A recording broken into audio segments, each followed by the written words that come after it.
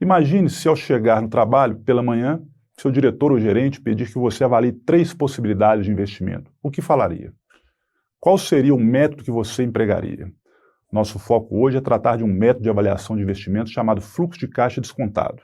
Este assunto está vinculado a decisões de orçamento de capital, ou seja, quando surge a necessidade de uma programação de aplicação de capital de longo prazo. As decisões relacionadas ao orçamento de capital devem ser tomadas somente após profundo estudo, pois uma vez iniciado o processo de dispêndio de capital, sua interrupção ou reversão não será fácil e muitas vezes irreversível.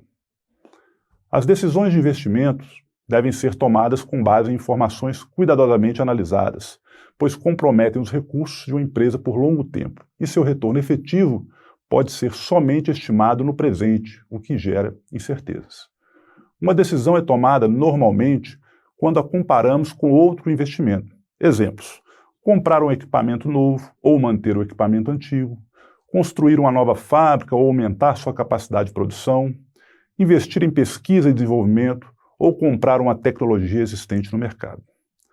Precisamos colocar na balança e analisar o chamado custo-benefício. Para tanto, torna-se necessário estudar a viabilidade econômica de um investimento de forma a possibilitar a escolha da melhor alternativa. Para dar suporte às decisões de investimento, a análise de viabilidade econômica deve ser feita com métodos e critérios que demonstrem com bastante clareza o retorno sobre o investimento, considerando os níveis de riscos assumidos.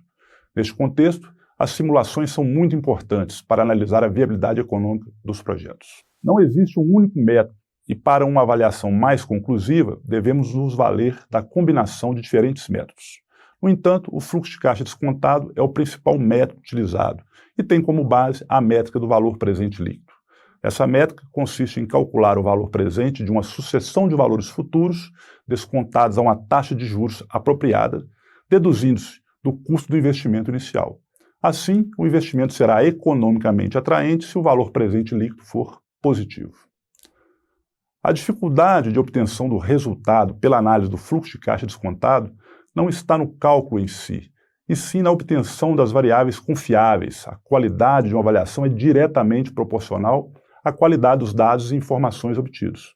Além disso, o avaliador deve concentrar esforços para compreender os processos operacionais e o ambiente de negócio da empresa, pois o resultado da avaliação será tanto melhor quanto mais bem for compreendida a empresa. Como qualquer outro método, ele também apresenta algumas dificuldades e limitações. São elas: a estimativa e a projeção das variáveis e as condições das operações futuras, taxa de câmbio, de crescimento, da economia, de inflação, de juros, etc.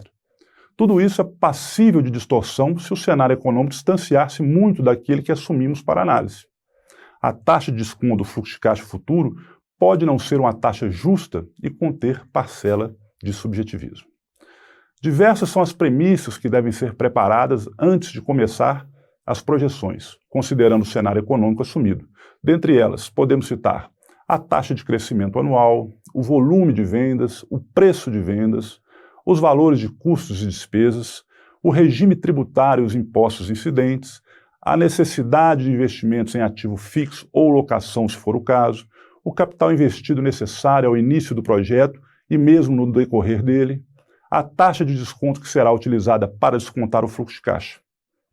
A ideia do fluxo de caixa descontado é trazer para o presente os fluxos de caixa futuro e dar ao investidor a condição de avaliar se vale a pena ou não investir. Essa técnica se aplica tanto no caso de avaliação de empresas como projetos de longo prazo. Terminamos por aqui e espero que, se amanhã a oportunidade aparecer à sua porta, você não fique paralisado diante do seu diretor e demonstre a ele a sua capacidade profissional.